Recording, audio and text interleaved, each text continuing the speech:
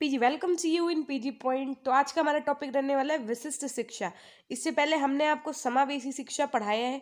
समावेशी शिक्षा इवन ये आपका सब्जेक्ट ही है। तो सबसे पहले ज़रूरी बात क्या थी कि हमने समावेशी शिक्षा को समझा कि ये क्या है, इसकी आवश्यकता क्यों है ना, और इसको पढ़ाने के लिए कैसे टीचर्स की नीड होती है, इसकी विशेषताएं क्या है। तो यदि आप अगर आज चैनल पर नए हैं तो पहले तो चैनल को सब्सक्राइब करके बेल आइकन प्रेस कर लीजिए, और इससे पहले की जो 2 क्लासेस हुई हैं वो ज़रूर देख लीजिएगा, ठीक है।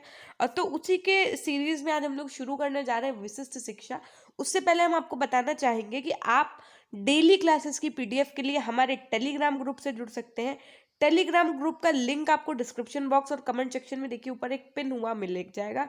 जैसे ही आप इस ब्लू लिंक पे क्लिक करेंगे आपके पास ज्वाइन का ऑप्शन आएगा, वहाँ से ज्वाइन कर सकते हैं, या आप सिंपली पीजी पॉइंट टेलीग्राम पर सर्च कर लीजिए, आपको ये मिल जाएगा, जहाँ पर आपके पास सारी क्लासेस की पीडीएफ है और क्लास शुरू होने से पहले लिंक आपको वहाँ पर भेजा जाता है रेगुलरली, ठीक है। उसके बाद में आपकी शिक्षा के दार्शनिक परिप्रेक्ष्य, शिक्षा के समाजशास्त्री परिप्रेक्ष्य और शिक्षा के मनोवैज्ञानिक परिप्रेक्ष्य की क्लासेस ऑलरेडी हो चुकी हैं।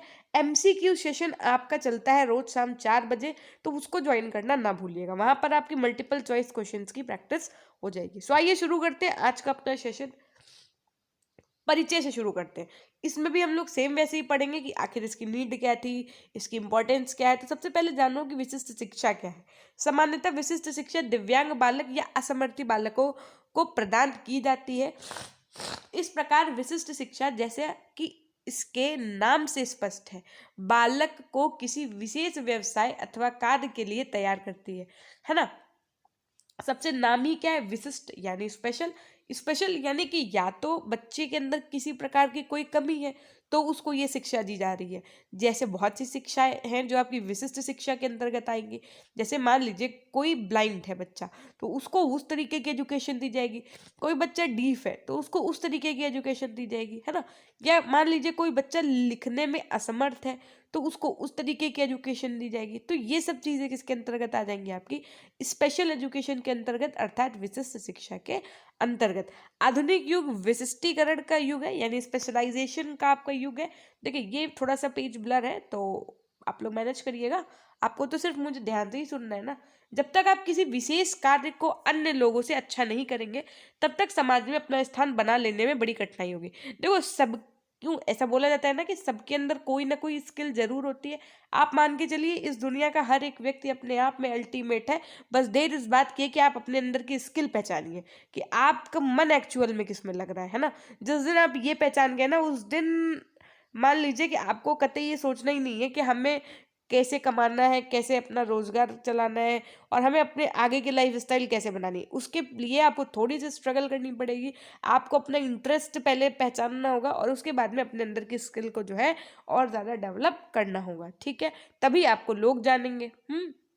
इसलिए आजकल व्यावसायिक निर्देशन के द्वारा प्रत्येक व्यक्ति को यह बताया जाता है कि उसमें किस व्यवसाय में जाने की क्षमताएं अन्य लोगों से अधिक है।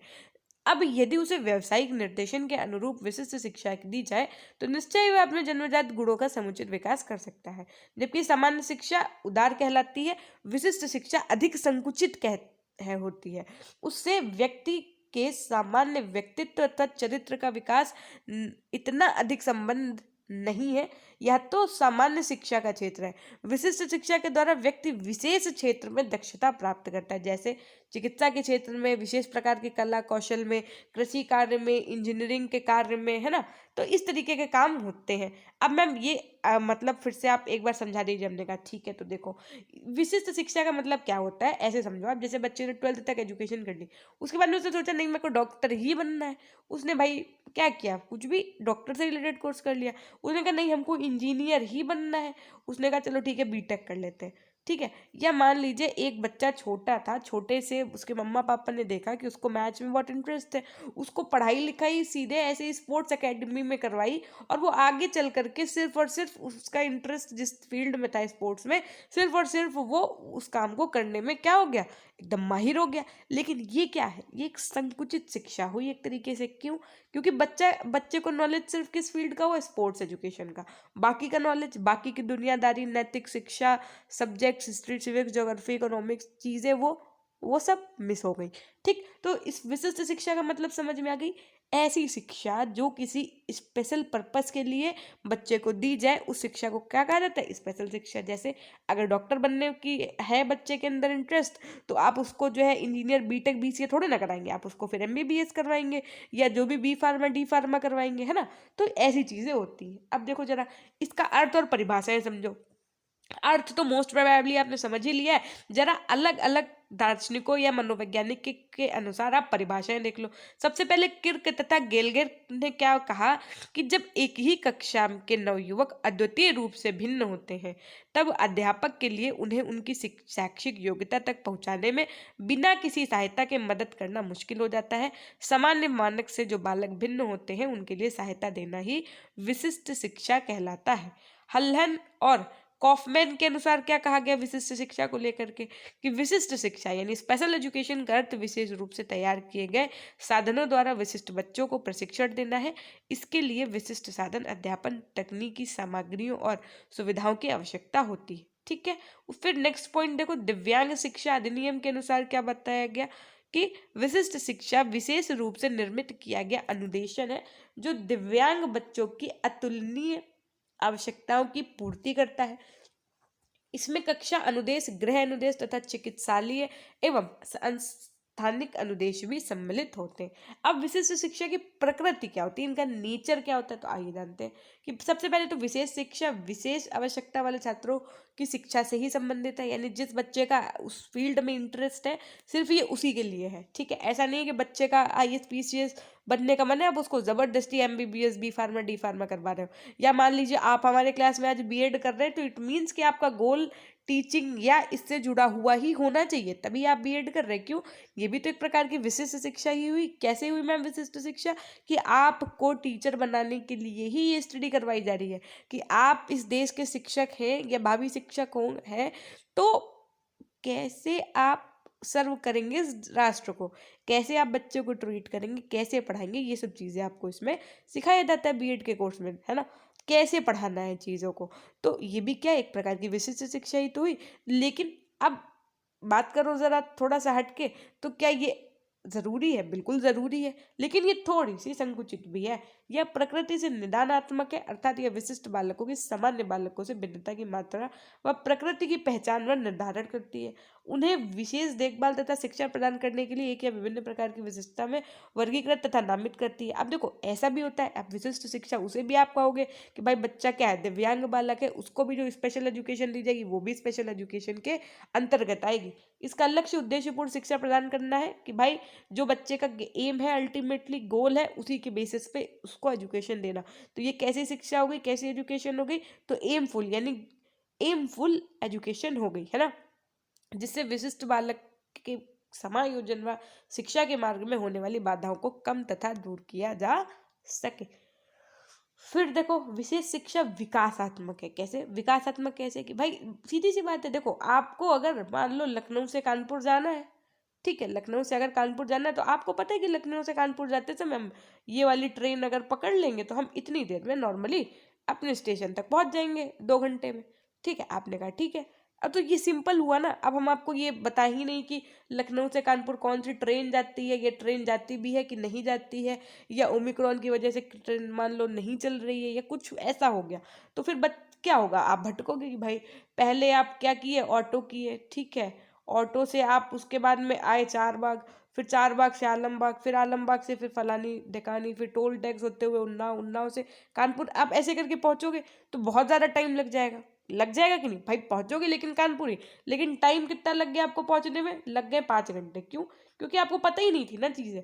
ऐसे ही होता है विशिष्ट शिक्षा में। अब विशिष्ट शिक्षा क्या है कि भाई अगर आपको डॉक्टर बनना था, आप सिंपली उसी की ऐसे ही कॉलेज में गए, सीधे वहीं एडमिशन लिया, उसी की पढ़ाई की, और आप एक डॉक्टर बन के आज एक रेडी हो गए, है ना। लेकिन अगर ये ना होती तो फिर क्या था, फिर बच्चा बनता डॉक्टर लेकिन भटकता रहता, है ना। विशेष शिक्षा की प्रकृति विशेष एवं विशिष्ट है, क्योंकि इसमें विशिष्ट विद्यार्थियों को सिखाने के लिए विशेष अध्यापक, विशेष शिक्षण विधियां, विशेष शिक्षण सामग्री तथा विशेष अधिगम वातावरण की आवश्यकता होती है। अब देखो, ये जो हम बता रहे हैं ना आपको, डॉक्टर बनना, डॉक्टर बनना, डॉक्टर बनना, तो आप ये नहीं समझना कि अब बीएड करना या डॉक्टरी वाली पढ़ाई करना ये सब विशिष्ट शिक्षा है, नहीं। ये सिर्फ हम आपको एक उदाहरण दे रहे हैं, ये सब चीजें विशिष्ट शिक्षा नहीं है। विशिष्ट शिक्षा को समझाने के लिए एक एग्जाम्पल मात्र में लीजिएगा ये सब चीजें, है ना। आप वहां तक पहुंचिए जहां हम आपको पहुंचाना चाह रहे हैं। जो हम आपको एग्जाम्पल ये दे रहे हैं ना, ब्लाइंड एजुकेशन, तो ये क्या है, इसमें भाई सीधी सी बात है कि बच्चे को कैसे अल्फाबेट्स दिए जाएंगे जो थोड़ा सा उभरे हुए बने होते हैं, कि भाई उसको टच करके बच्चा पहचान जाए कि हाँ ये ए लिखा है या ये वन लिखा है, ठीक है। उसके बाद में जो बच्चे डीफ होते हैं, है ना, तो वो सिर्फ क्या कर सकते हैं, देख सकते हैं। तो आप के हाथों को इशारों से वो देखो समझ जाते हैं ना, क्योंकि क्या कहना जा रहे हैं। वो फटाफट न्यूज़ वाले, देखो आपने देखा होगा ना, न्यूज़ में एक साइड में वो हाथ से अपना फटाफट से बताया करती है, तो बच्चे जो डीफ होते हैं वो समझ जाते हैं कि एक्चुअल में ये कहना क्या चाह रहे हैं। विशिष्ट शिक्षा अधिक अत्यधिक व्यक्तिगत होती है, क्योंकि इसके द्वारा बालक विशेष की विशिष्टता या कमियों की उचित देखभाल की जाती है तथा उसकी क्षमताओं के अधिकतम विकास में सहायता दी जाती है। यह लक्ष्य केंद्रित होती है, यानी कि आपको अल्टीमेटली जो गोल है उसके बेसिस पे ये शिक्षा दी जाती है ना। जिसे बालक की आवश्यकताओं पर विशेष ध्यान देकर उसके अधिकतम समायोजन व उन्नति में सहायता दी जाती है। आगे बात समझ में, अगर इतनी बात समझ में आ गई तो फटाफट से एक बार यस मैम लिख दो, और एक बार फटाफट से सेशन को लाइक कर दो, जल्दी से एकदम दौड़ के जाओ, भाग के आओ। अब देखिए, यदि विशिष्ट शिक्षा की विशेषताओं की बात की जाए, यानी कैरेक्टरिस्टिक्स ऑफ स्पेशल एजुकेशन की बात की जाए, तो विशिष्ट शिक्षा विशिष्ट बालकों एवं सामान्य बालकों में पहचान के अंतर को स्पष्ट करती है। दूसरा पॉइंट, इस शिक्षा की पहुंच दूर दूर तक एवं इसकी प्रकृति उपचारात्मक है।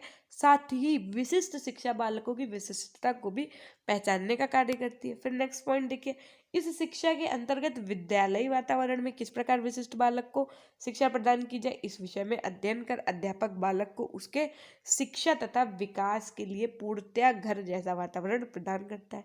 नेक्स्ट पॉइंट, विशिष्ट शिक्षा विद्यालय की असामान्य परिस्थितियों के लिए अध्यापक, विद्यालय प्रशासन तथा विद्यालय में काम कर रहे लोगों को पूर्ण रूप से तैयार करती है। विशिष्ट बालक के मनोविज्ञान को समझने में विशिष्ट शिक्षा अध्यापक की सहायता करती है। साथ ही साथ माता पिता एवं अभिभावकों को विशिष्ट बालक के विषय में जानने में सहायता करती है। ठीक है, तो ये हो गए इसके कुछ इंपॉर्टेंट पॉइंट्स, और इसी के साथ में पढ़ते हैं क्या कि विशिष्ट शिक्षा के ऑब्जेक्टिव्स क्या होते हैं, यानी उद्देश्य क्या होते हैं, कि भाई क्यों दी जाती है ये एजुकेशन। तो इसमें क्या होता है, कक्षा में विशिष्ट बालकों की क्षमता का पता लगाना सबसे पहला उद्देश्य। दूसरा, उनकी असमर्थता और कमजोरियों का पता लगाना। आखिर मान लो बच्चा वीक है, अगर जरूरी नहीं है कि अच्छा ही हो हर चीज, वीक है तो आखिर क्यों वीक है, उसकी कमी का पता लगाना। अगर उसके अंदर ये चीज दिक्कत है तो उसको कैसे सही किया जाए। ठीक, उसके अंदर नियमित कक्षाओं में पढ़ने के लिए उन्हें अवसर देना, कि भाई वो रेगुलर पढ़ाई करें, रोज आए, है ना। इन्हें मुख्य धारा से जोड़ना। विशिष्ट बालकों के व्यक्तित्व के सर्वांगीण विकास के लिए सहायता करना, कि भाई उनका भी डेवलपमेंट ऐसे ही हो जैसे सामान्य बच्चे का होता है। उन्हें अपनी योग्यताओं एवं क्षमताओं की अधिकतम सीमा तक समझाने के योग्य बनाना, कि वो जितना एलिजिबल है उसको वो मैक्स टू मैक्स यूज कर पाए अपनी मेमोरी पावर और सब चीजें, और वो चीज़ों को सीख पाएं और सामंजस्य बैठा पाएं।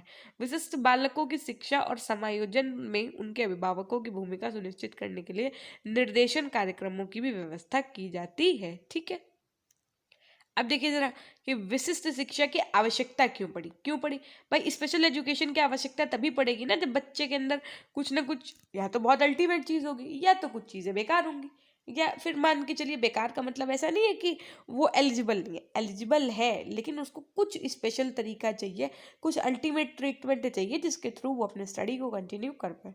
विशिष्ट बालक सामान्य विद्यालयों की सामान्य कक्षाओं से लाभ नहीं उठा पाते हैं, अतः उनके लिए विशेष शिक्षण विधियां, यानी अलग अलग तरीके से पढ़ाने की ट्रीटमेंट्स पाठ्यक्रम यानी अलग अलग उनके लेसन प्लान्स होते हैं।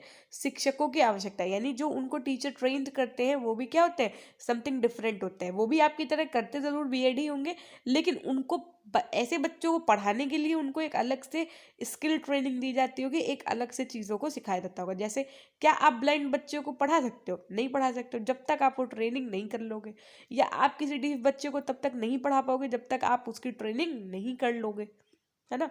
तो यदि उनकी ओर ध्यान न दिया जाए तो वे समस्यात्मक बालक बन जाते हैं। इसलिए विशिष्ट बालकों के लिए विशेष शिक्षा की व्यवस्था एक अनिवार्य आवश्यकता बन जाती है। फिर देखो, मानसिक व शारीरिक रूप से दिव्यांग बालक परिवार एवं समाज में समायोजित होने में कठिनाई का अनुभव करते हैं। यदि इन बालक पर ध्यान न दिया जाए तो ये बालक कुंठा तथा भग्नाशा से ग्रसित होकर मानसिक दृष्टि से रोगी हो जाएंगे और समाज के ऊपर बोझ बन जाएंगे। अतः उन्हें विशेष शिक्षा देकर उनमें आत्मविश्वास जागृत करना चाहिए तथा उन्हें आत्मनिर्भर बनाना चाहिए। भाई देखो, मन में कहीं ना कहीं बच्चा देख रहा है कि अच्छा मेरा भाई या बहन या कलीग ये देखो वर्क कर रहे हैं, कंप्यूटर का यूज़ कर रहे हैं, लैपटॉप का यूज़ कर रहे हैं, अपने हाथ से खा भी रहे हैं, सब कर रहे हैं, हम कुछ नहीं कर पा रहे हैं ना। तो उसके अंदर क्या होगी, मन ही मन कुंठा रहेगी। कुंठा रहेगा सामने, वो मन ही मन बेचारा परेशान होता रहेगा। ठीक है, तो इस स्टडी के माध्यम से ये सब चीज़ें बच्चे से क्या करते हैं, दूर रहती है। विशिष्ट बालक अपनी योग्यता और क्षमताओं के अनुसार विकास कर सके, इसके लिए विशिष्ट शिक्षा की आवश्यकता होती है। ठीक है भाई, जो भी उसके अंतर्गत कुछ दिक्कत है, कुछ कमी है, लेकिन फिर भी वो उन चीज़ों को मात देते हुए आगे निकल जाए, ऐसी शिक्षा की व्यवस्था की गई है। तो ये कुछ होती है क्या आवश्यकताएं, है ना। उसके बाद में देखिए नेक्स्ट पढ़ते हैं हम लोग क्या कि शिक्षा, विशिष्ट शिक्षा का महत्व क्या है, यानी इम्पोर्टेंस क्या है आखिर। देखो, विशिष्ट बालकों के लिए विशिष्ट शिक्षा का प्रयोग करना चाहिए। अध्ययन की प्रक्रिया, सीखने के उद्देश्य तथा छात्रों के समक्ष ऐसे लोगों का उदाहरण रखना जिन्होंने योग्यता के होते हुए भी सफलता प्राप्त करने की कोशिश की एवं अंततः सफल हुए। इन सबके माध्यम से छात्रों में विशिष्ट शिक्षा प्रदान की जा सकती है ना। विशिष्ट स्कूलों के पाठ्यक्रम में सर्वेक्षण के माध्यम से सुधार करना चाहिए, छात्रों को सक्षम बनाना जिससे वह अपनी योग्यता पर नियंत्रण पा सके। यह सब विशिष्ट शिक्षा के माध्यम से छात्रों में विकसित किया जा सकता है। साथ में बच्चों की आवश्यकता को ध्यान में रखकर कक्षा शिक्षण का प्रारूप तैयार किया जाना चाहिए। छात्रों को उनकी समस्याओं का सामना करने के लिए तथा समाज में समायोजन के लिए प्रोत्साहित भी करना चाहिए। देखो, ऐसे एग्जाम्पल्स दो बच्चों को, जो जैसे आप मुनीबा मज़ारी को ले लीजिए। मुनीबा मज़ारी जी ऐसी हैं कि इवन उनका एक रोड एक्सीडेंट हुआ था। आप यूट्यूब पे सर्च करिएगा कभी मुनीबा मज़ारी, है ना, आपको पूरी स्टोरी मिलेगी उनकी। तो उनका रोड एक्सीडेंट हुआ, इवन वो बेबी को मतलब बर्थ देने लायक भी नहीं थी ना, बाद में उसके एक्सीडेंट के बाद में फिर भी उन्होंने देश में अपने नाम रोशन कर दिया, है ना। She is not from India, she is from Pakistan. So ज़रूर देखिएगा, बहुत इंस्पायरिंग वूमेन है वो, है ना। कभी आप अगर उनकी स्टोरी देखेंगे तो आप खुद इंस्पायर्ड हो जाएंगे, है ना। तो वैसे ही जब भी ऐसे एजुकेशन दी जाती है ना विशिष्ट बालकों को, तो उनके सामने भी ऐसे ही एग्जाम्पल रखे जाते हैं कि देखो बेटा, इनके पास भी ये दिक्कत थी लेकिन फिर भी इन्होंने इस क्षेत्र में इतना बड़ा नाम रोशन किया है। ठीक है, तो उससे क्या होगा, बच्चा मोटिवेट होगा और बच्चे के मन में कुंठा बकनाशा की बजाय वो आगे बढ़ने की कोशिश करेगा।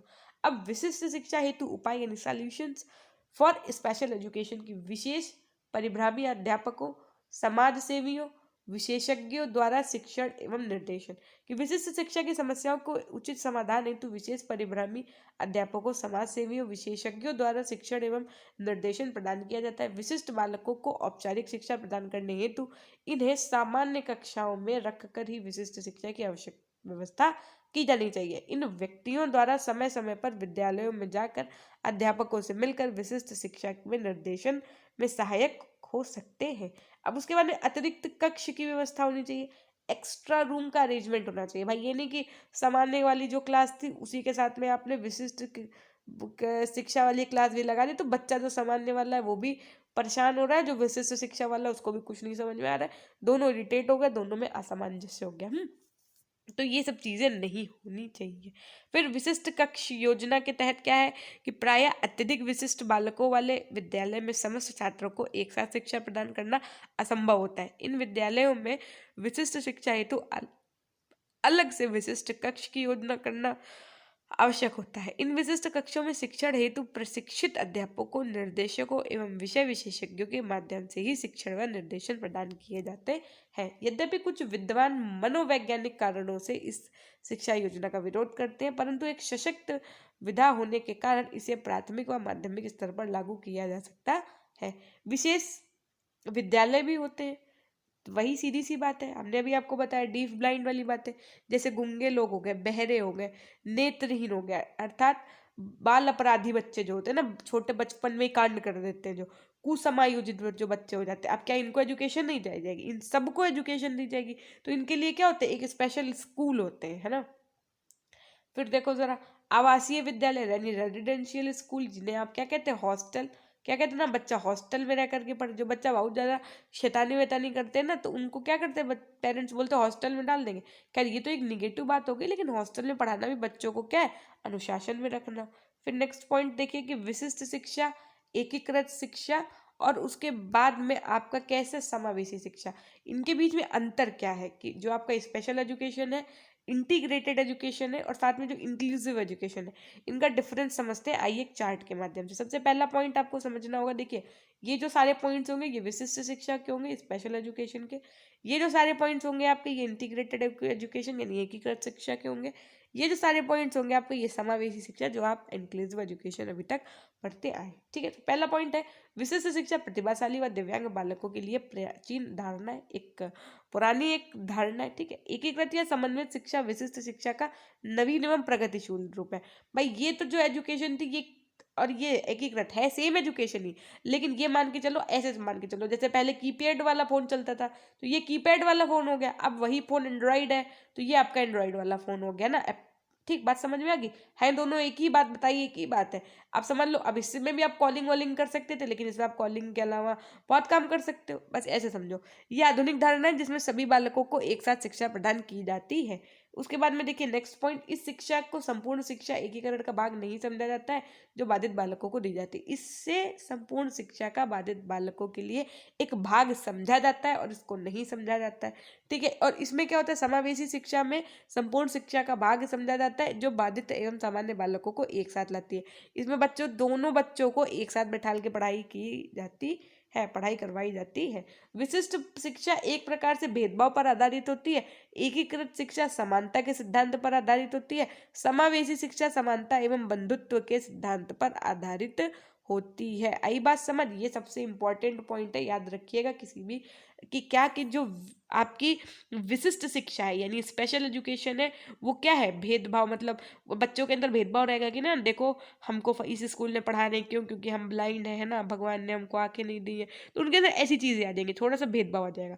लेकिन जो एकीकृत यानी इंटीग्रेटेड एजुकेशन है, वो किसके आधार पर है, समानता के आधार पर है ना।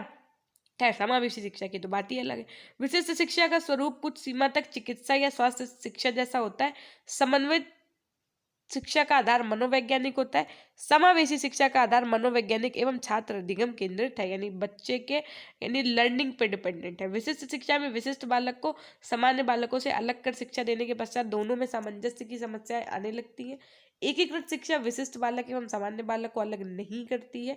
तो समावेशी शिक्षा सभी छात्रों को एक साथ लेकर चलती है, जिससे सहयोग की भावना उत्पन्न होती है। उसके बाद में विशिष्ट शिक्षा के लिए विशिष्ट कक्षाओं को स्थापित करना पड़ता है। और उसके बाद में जो आपकी इंटीग्रेटेड एजुकेशन होती है, उसमें क्या होता है, एकीकृत शिक्षा में, इसमें विशिष्ट शिक्षा के लिए ऐसा करना आवश्यक नहीं है, परंतु विशेष स्थिति में ऐसा किया भी जा सकता है। और समावेशी शिक्षा की यदि बात की जाए, तो इसमें विशिष्ट बालक एवं सामान्य बालक को एक ही कक्षा में शिक्षक द्वारा शिक्षा प्रदान की जाती है। ठीक है, तो समावेशी शिक्षा विशिष्ट अधिगम के नए आयाम को खोलती है। एकीकृत शिक्षा सामान्य शिक्षा के साथ विशिष्ट विधान उपलब्ध कराती है, और विशिष्ट शिक्षा व्यावसायिक प्रशिक्षण एवं शिक्षण संबंधी मार्गदर्शन करती है। आ गई बात समझ में? बोलो फटाफट से। अगर एक बार आ गई है तो सेशन को फटाफट से लाइक कर दो। पीडीएफ के लिए आप हमारे टेलीग्राम चैनल से जुड़ जाइए। टेलीग्राम चैनल और इंस्टाग्राम दोनों का अकाउंट आपको पीजी पॉइंट के ही नाम से मिल जाएगा। इवन एक काम करो, यहाँ पे लाइव चैट का ऑप्शन देखो, क्रॉस करो, एक डिस्क्रिप्शन बॉक्स के लिए एरो दिखेगा, एरो से आप हमारी प्लेलिस्ट तक जा सकते हैं। हम एमसीक्यूज के बहुत सारे क्वेश्चंस की प्रैक्टिस करवा चुके हैं। एक आपकी 3 घंटे की महा मैराथन भी होगी, तो वो सब चीज़ें ज़रूर कवर करिए, कंप्लीट करिए। और एक चीज़ ये कहना चाहूँगी कि ये जो बहुत बच्चे कह रहे हैं कि मैम इसके एमसीक्यूज कब होंगे, अभी तक क्लास नहीं हो रही थी तो आप कह रहे थे मैम समावेशी की क्लास करवाओ। आज 2 दिन भी नहीं हुए, इवन फर्स्ट डे से ही बच्चों ने कहना शुरू कर दिया मैम एमसीक्यूज करवाओ। तो क्या मैं आपके अनुसार चलूँ कि अपने अनुसार, ये बताओ मेरे को ज़रा एक बार, है ना? अगर आपके अनुसार चलना है तो रोज़ फिर जो आप बताओ फिर हम वही करवाते रहे। कोई कह रहा है एमसीक्यूज करवाओ, कोई कहेगा कि मैम पढ़ाओ, कोई कहेगा ना पढ़ाओ, कोई कहेगा हमारे यहाँ शादी है। तो हम सबके हिसाब से चलें क्या? हाँ, देखिए, हमें अपने हिसाब से पढ़ाना है, ठीक है? आपको उसी हिसाब से पढ़ना है। बस हाँ, आपको अगर अपने अनुसार कुछ करना है तो आप टाइम का अरेंजमेंट कर सकते हो कि भाई आप लाइव नहीं आ पा रहे हो तो आप ऑफलाइन देख लो, है ना? बाद में देख लो, रिकॉर्डेड देख लो, ये कर सकते हो। बट सोचो कि अगर आप आज कह दो कि एमसीक्यू कराओ, कल मैम आपकी एमसीक्यू करवाने लगे, तो ऐसा असंभव है, ठीक है? और बाकी एमसीक्यूज़ भी करवाने, कैसे करवाने हमें पता है चीज़ें, हमको कैसे चलाना है, आई नो वेरी वेल। सो हम वो एक टाइम पे जब सही समय आ जाएगा, जब हाई टाइम होगा, तो मैं वो करवा दूंगी, उसकी आप टेंशन नहीं लीजिए। फिलहाल 4 बजे आपको कुछ सेशन मिलते हैं एमसीक्यूज़ के, आप उन्हें रोज ज्वाइन कर सकते हैं, ठीक है? तो ये थी हमारी आज की क्लास। कैसी लगी कम लाइक तो करना ही करना है, साथ में कमेंट सेक्शन में कमेंट ज़रूर कर दिया करिए। आप लोगों के बेहतर बेहतर कमेंट्स का मुझे बेसब्री से इंतज़ार रहता है, ठीक है? तो हमेशा खुश रहिए, मुस्कुराते रहिए, कभी अपने लिए तो कभी अपनों के लिए। Till then take care, bye bye, meet up with you in next class, okay?